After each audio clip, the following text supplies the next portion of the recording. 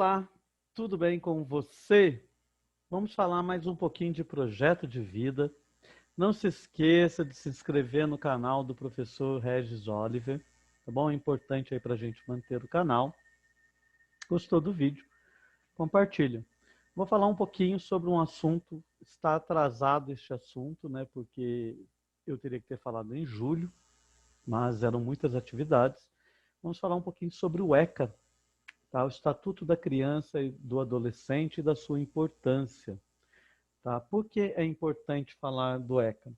Gente, porque a nossa escola, muitas vezes, né, ela é vista como um espaço de reabilitação.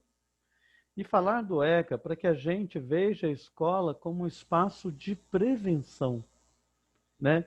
Não de reabilitação, mas de prevenção.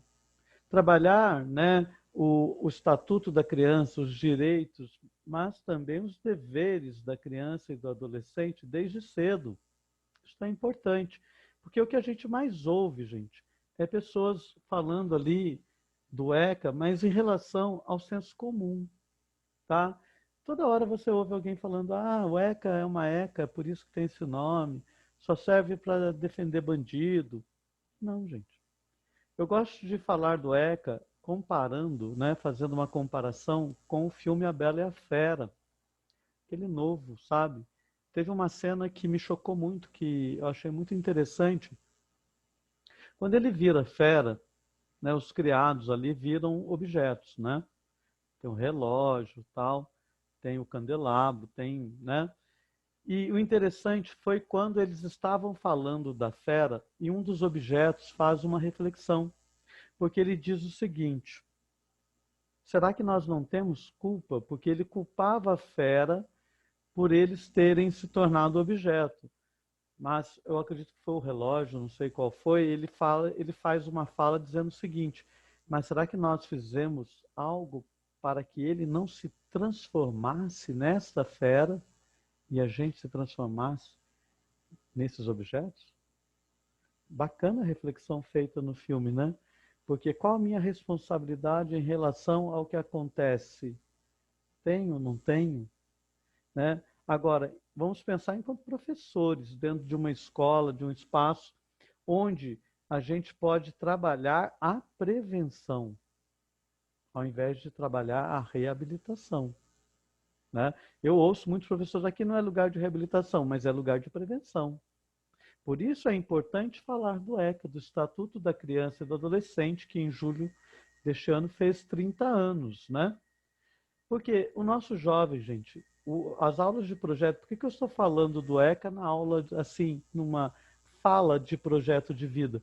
Porque, gente, precisamos trabalhar essa questão da perspectiva, do sonho. Muitos dos nossos jovens não têm uma perspectiva, não têm sonho. E cabe a nós, professores, nesse momento, né, trabalhar as competências socioemocionais e mostrar para ele que é possível, que é importante sonhar, né? Que existe vida além daquele lugar onde ele está inserido. Ele pode sonhar, ele pode almejar coisas maiores para a vida dele, né? Então tem que ser trabalhado onde? Na aula de projeto de vida. Mas eu acredito que em todas as disciplinas dentro da escola, tá? Ele é um assunto, então, que precisa ser muito trabalhado para que a gente possa sair dessa ideia do senso comum, tá? De que o ECA é ruim, né? Pense nos direitos humanos. Pense como seria a sua vida sem os direitos humanos, né? Eles são inalienáveis. Seria inviável, né? Sem, se você pensar a sua vida sem as garantias para poder viver, tá bom? Então pense no ECA desta forma. Vamos falar mais para frente pelo ECA, né, em relação ao ECA, mas pense da seguinte forma, né?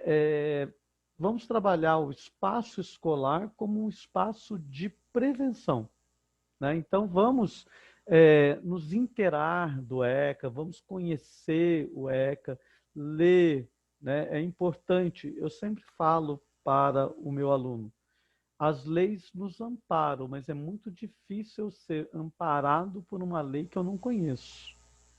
Eu preciso conhecê-la.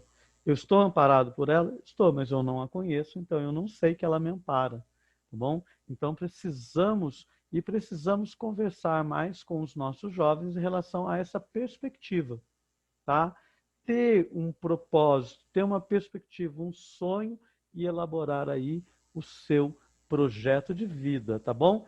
30 anos do Estatuto da Criança e do Adolescente, gente, são 30 anos e nós ainda estamos engatinhando, né? A maioria das falas que eu ouço hoje sobre o ECA, mesmo dentro das escolas, são falas vindas do senso comum. Precisamos quebrar esta barreira, né?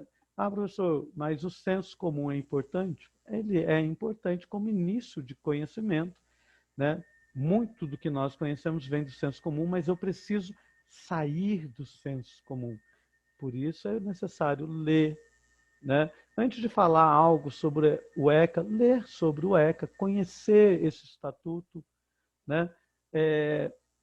Tentar entender a criança, o adolescente, muitas vezes, por que ela entrou em um estado, né, onde ela se torna ali, né, vendo socialmente, né, como as pessoas acabam enxergando, como um perigo, né? Então precisa ser trabalhado essa questão do sonho, precisa ser trabalhado essa questão de sair do senso comum em relação ao estatuto da criança e do adolescente, que é importantíssimo, tá? Ele precisa ser conhecido.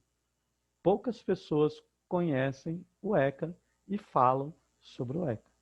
Então, para poder falar, precisa conhecer, tá bom? Desculpa pela demora em falar sobre o ECA, mas é necessário falar, né? E estávamos aí cheios de atividades.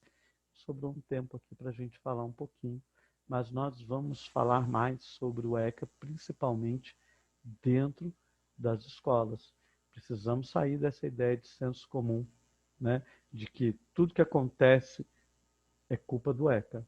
Não, não é culpa do ECA, porque se a gente trabalhar esse estatuto da criança e do adolescente desde pequeno, nós vamos trabalhar com prevenção e não com reabilitação. Obrigado e até um próximo diálogo. Se inscreva no canal Regis Oliver.